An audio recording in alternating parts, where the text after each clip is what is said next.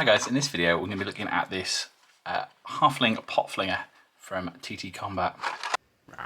Scruffy Crow.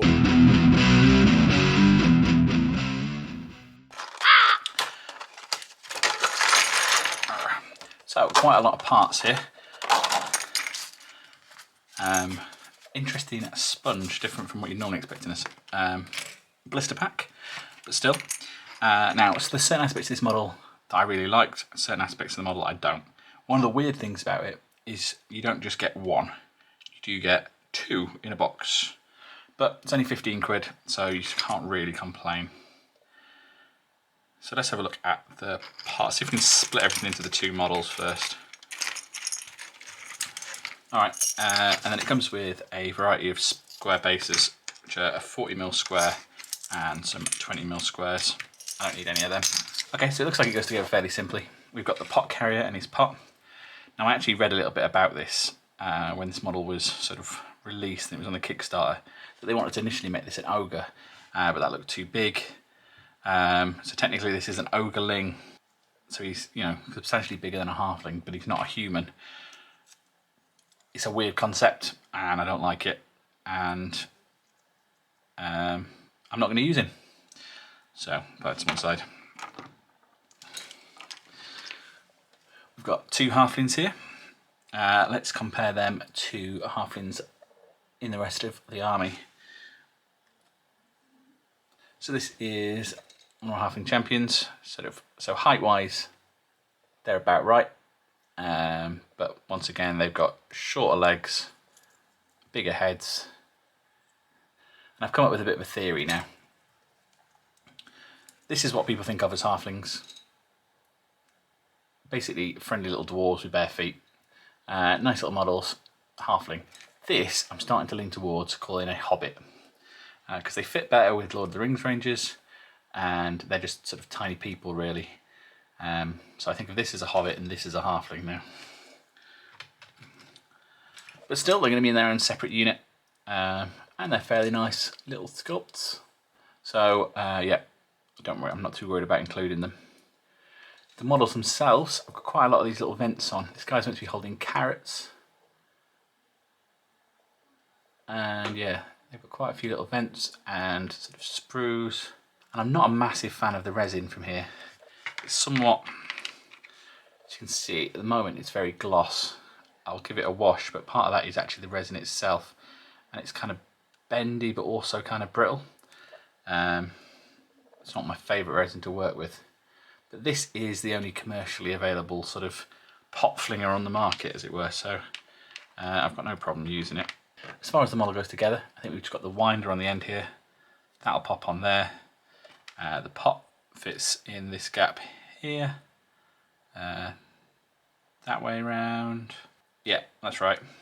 And then that fits on that side, which will then again fit back in the winder and make a little sort of square. So I've just been washing all this stuff up downstairs to get a lot of that mould release off, because these were incredibly greasy models.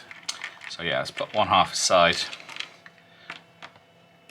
It was while I was washing this up that I was having to think, this sort of model is the sort of thing that's going to get replaced by 3D printing. I think there's always going to be a place for hard plastic kits. It's easier to buy and make something like this than it is to print your own soldiers, in my opinion. I know some people do. Same with nice little artisan old school metals.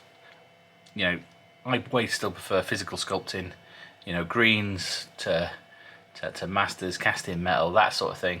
I don't think that 3D printing is really ever going to damage that sort of side of the industry too badly either. I think there's always going to be a place for that. However, these are okay sculpts. That's all I can really say for them. You know, they're the only flinger on the market as far as I know. And the figures are nice, but they're nothing spectacularly special, I don't think. I certainly don't get the same sort of buzz off them as I did the sort of Midland halflings, for instance.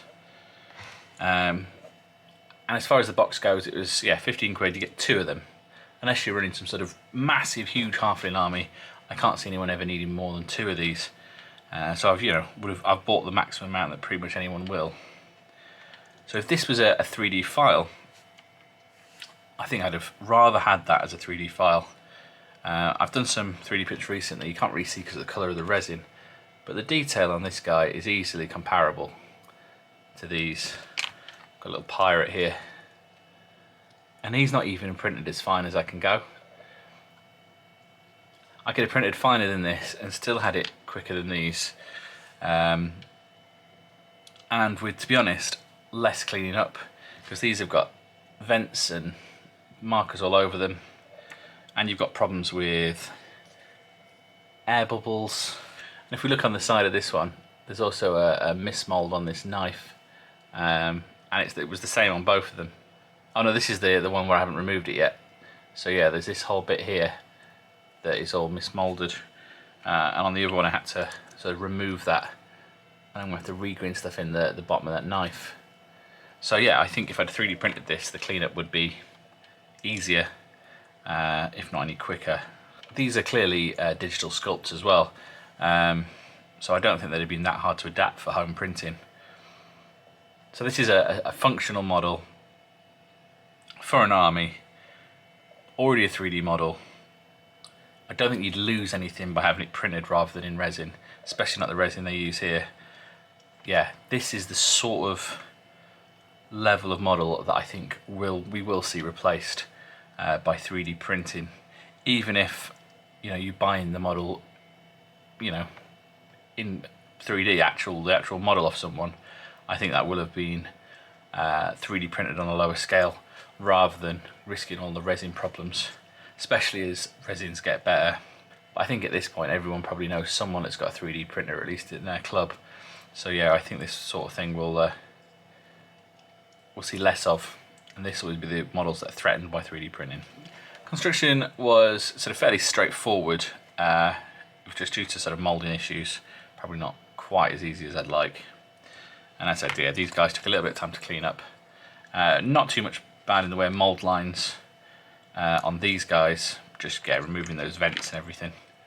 It's more the trouble. The mould lines on this though, I've removed some on this side, and I've not done a nice job.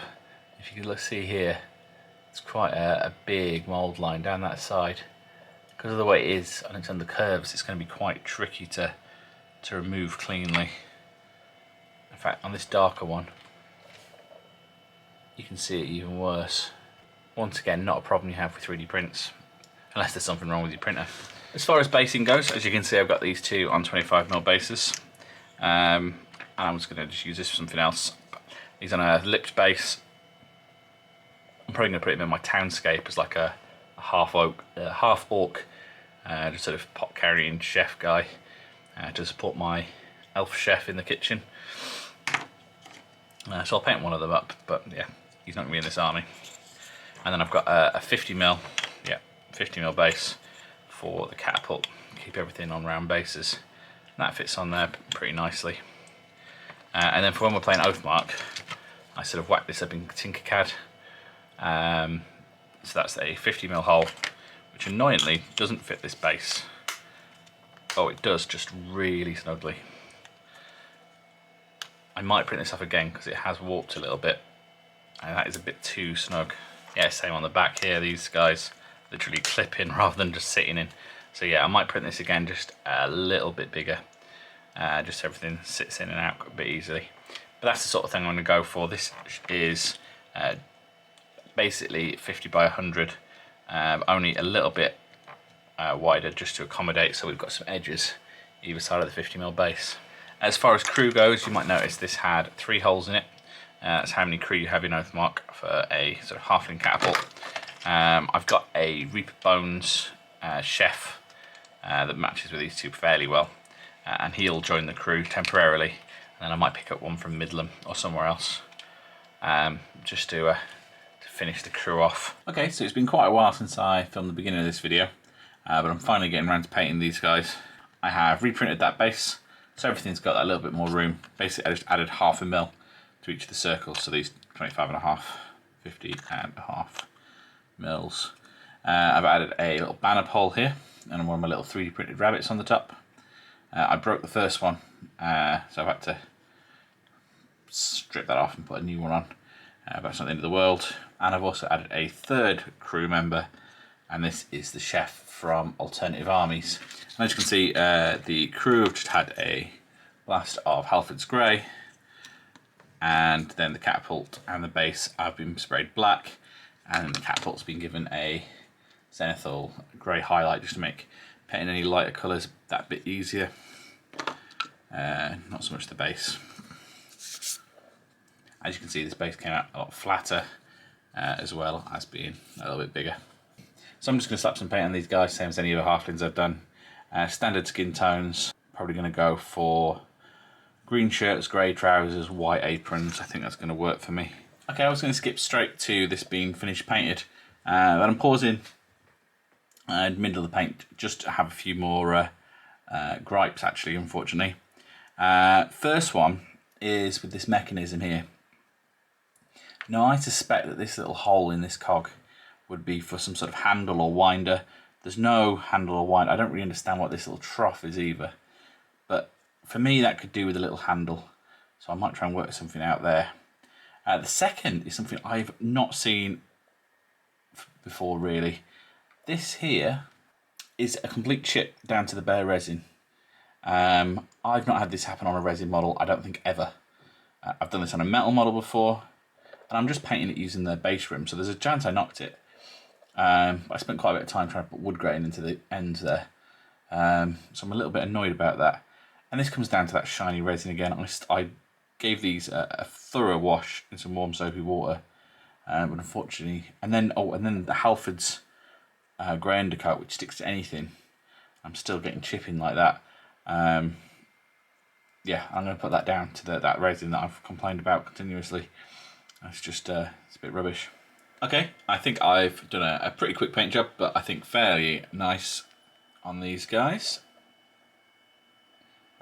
So just the white, green shirts. The little catapults come out quite nice. It's just a leather with a wash. My normal sort of wood effect.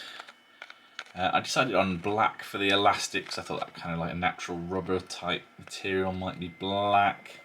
I've over highlighted it a little bit. I'm still not happy with that bit, but I'm actually quite happy with the way the stew came out, though I might put a little bit of gloss varnish on that. That was just some bone colours and the same orange A's on these carrots, and some Bugman's Glow. So yeah, that's what they look like. That's the chef from Alternative Armies there. So now I'm going to do my normal basing, some nice big tufts and grass everywhere, and then we'll see what it looks like finished. And there we have it. That's my basing. I've not put the green flock on yet. I might not bother, actually. I've not left much room. And I think they are looking pretty fantastic, actually. That's my little artillery unit. And just in case anyone was wondering, here's how they look next to my previous artillery unit.